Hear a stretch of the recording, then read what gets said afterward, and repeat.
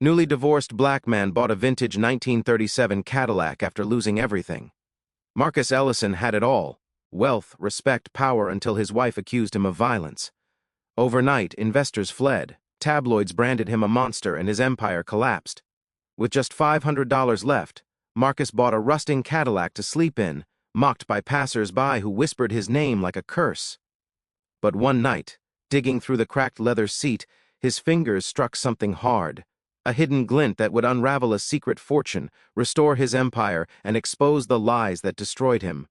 Before we go any further, we'd love for you to hit that subscribe button. Your support means the world to us, and it helps us bring you even more powerful stories. Now, let's begin. Marcus Ellison hadn't always known silence.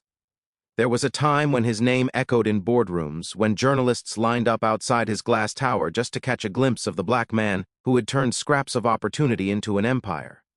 He had lived in a mansion that overlooked the city lights, a place where even his footsteps seemed to announce power.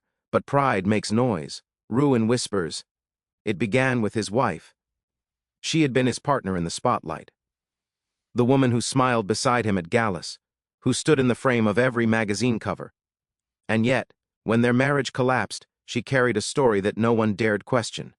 She spoke of bruises, of rage, of nights she claimed to have endured in silence. Marcus denied it, but the world never waited for proof.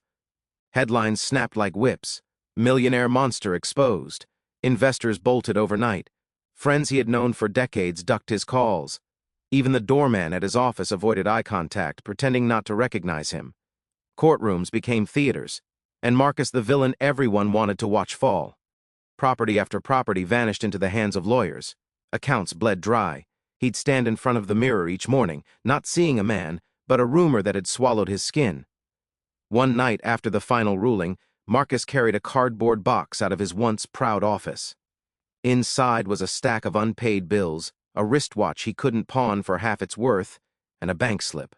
$500 left. That was all. 500. The city he once owned now looked at him like a stranger. Passing faces muttered when they saw him. Two men leaned against the cafe wall as he walked by, whispering just loud enough. "Isn't that the one who hit his wife?" "Yes, shame. I used to respect him." Marcus clenched his jaw, hands stuffed in his pockets. He wanted to scream to defend himself, but the words would have only sounded like excuses. Later that week, while wandering a back street filled with rusting cars, Marcus spotted it.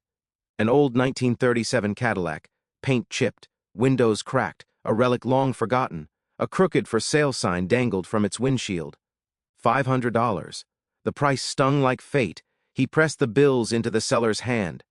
By nightfall, Marcus Ellison, once a man of penance and champagne, had moved into the Cadillac's back seat.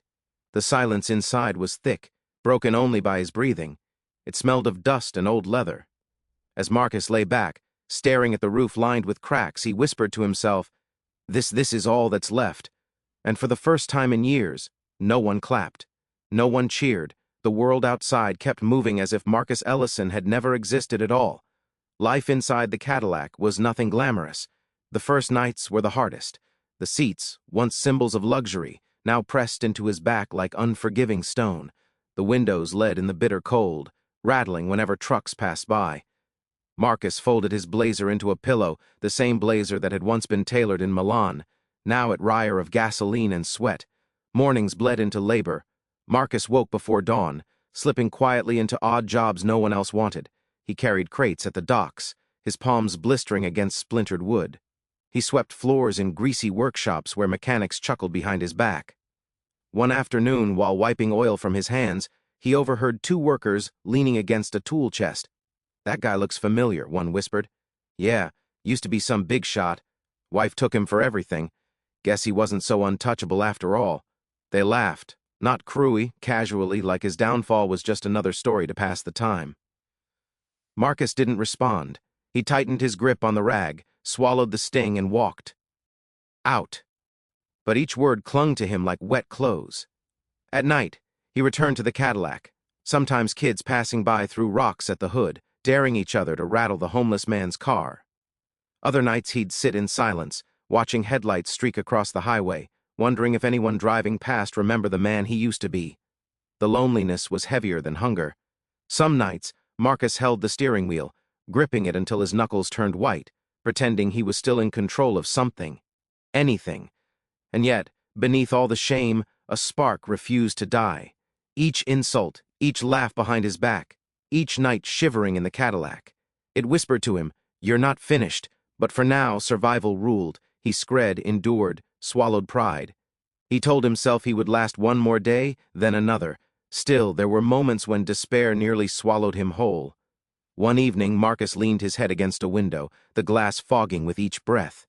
Across the street, his ex-wife's face flickered on a news broadcast in a shop window, smiling radiant, painted as the brave survivor. The headline read, "Empowered After Abuse, Her Story of Triumph." Marcus looked away. His chest burned, but he stayed silent. Rock bottom wasn't a place. It was a silence so loud it pressed against your ears, a weight so constant it bent your back. And Marcus Ellison, once larger than life, was learning how to live inside it. It started on a gray afternoon, the kind where clouds pressed low and the air smelled faintly of rain.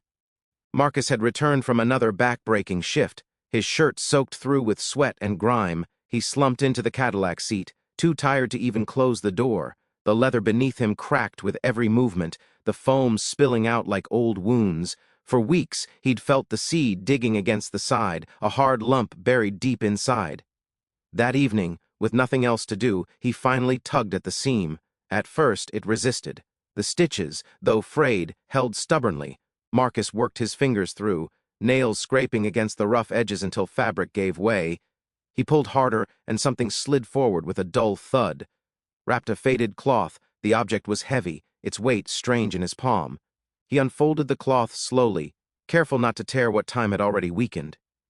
Inside lay a chunk of metal, dull yellow beneath layers of dust. He frowned. Brass, copper, maybe some worthless trinket. Still, something about the color stirred a memory.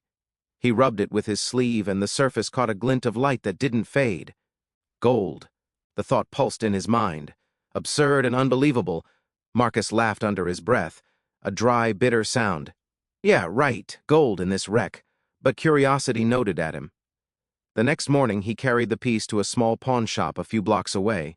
The bell above the door jingled, and the air inside smelled of old wood and metal polish. The shopkeeper, a gray-bearded man with sharp eyes, took the lump from Marcus without a word. He waited, scratched it against the testing stone, then peered at Marcus over his glasses. "Where'd you get this?" Marcus hesitated. "Does it matter?" The man's expression shifted. "Son, this isn't brass. This is gold. Real, pure." The words landed heavy, almost too heavy to believe. Marcus blinked, struggling to breathe. For a moment, he thought it was a cruel joke, another laugh at his expense. But when the shopkeeper slid the scale forward, the truth gleamed back at him in numbers. Marcus's hand shook as he wrapped the gold again. The man leaned closer, lowering his voice. "You know that car you've been living in could have belonged to an old miner. Some of them stashed things away, hid it where no one would ever think to look. Maybe you just stumbled onto something big." Marcus stepped back out into the street, clutching the cloth bundle. The noise of traffic blurred around him. He stood still, staring at the Cadillac across the block. For the first time in years, he didn't see a coffin of failure. He saw a vault, a chance, maybe even a lifeline. And under the roar of the city, his heart whispered what he had almost forgotten. You still have a future. Marcus didn't rush to sell all the gold. That would have been reckless. Instead, he sold a piece at a time, always at different shops, never drawing too much attention. The cashier wasn't staggering, but it was enough to breathe again, enough to begin. His first move was small, a shuttered repair shop on the edge of the city. Most saw it as worthless. Peeling paint, a leaking roof, tools covered in dust. But Marcus saw potential. He remembered how, in his prime, he turned overlooked scraps into empires. Why couldn't he start again here? He worked alone at first. Days bled into nights as he patched walls, scrubbed oil stains, and fixed engines with hands that once signed million-dollar contracts. Some customers recognized him, squinting as though unsure. "Isn't that Marcus Ellison?" one woman whispered to another while he tightened her car's belt. "Couldn't be. He's ruined." But when her engine purred back to life, doubt flickered in their eyes. Word spread slowly. people began returning. First out of curiosity, then trust. Marcus treated every job with precision, every handshake with sincerity. He didn't carry himself like the millionaire he once was. He carried himself like a man who had lost everything and rebuilt it bolt by bolt. With steady income, he invested in small logistics contracts. Nothing grand, just moving goods from one warehouse to another. But each deal layered onto the next like bricks in a foundation. Investors who had once abandoned him began circling again, sniffing for opportunity. Marcus didn't push them away, but he never forgot who had fled when he needed the most. 2 years passed, and his name returned to business circles. This time, not as the scandal of yesterday, but as the man who had risen from ashes. He stood to allure now, his confidence not born of wealth, but of survival. And as his fortune grew, so did the whispers about his ex-wife. Court records leaked. Former friends of hers admitted to helping spin lies. Photos surfaced. Doctored evidence, fabricated bruises. The woman who had painted herself as a victim was slowly unmasked as the architect of his ruin. Marcus didn't chase the gossip. He didn't need to. He focused on restoring the Cadillac, pouring money into every detail. Chrome polished until it shone like a mirror, leather seats restitched. The car that once sheltered his broken nights became his monument to resilience. One evening, standing beside the restored Cadillac, Marcus ran his hand across the hood. The city lights reflected in the paint, clear and sharp. He smiled, not the smile of victory but of peace, because he knew the rise wasn't about proving others wrong. It was about proving himself right. The night of the gala felt like stepping back into a world Marcus once thought was lost forever. Cameras flashed as luxury cars lined the street, each guest dripping in jewels and confidence, but none drew the stares like the gleaming 1937 Cadillac that purred to a stop at the entrance. Marcus stepped out in a tailored black suit, polished shoes catching the glow of chandeliers spilling through the glass doors. For years, people had whispered his name with pity or disdain.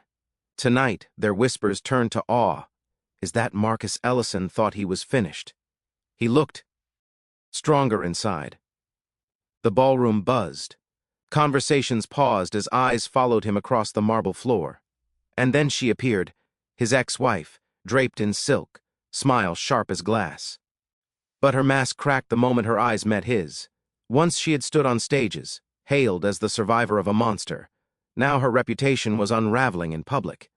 Headlines questioning her stories, colleagues withdrawing support, sponsors abandoning her. Marcus didn't confront her, he didn't need to. He simply raised his glass when their eyes met. A silent acknowledgement that truth has its own timing. By the end of the night, the crowd swirled around him, shaking his hand, praising his comeback, asking for partnerships. But Marcus stayed grounded.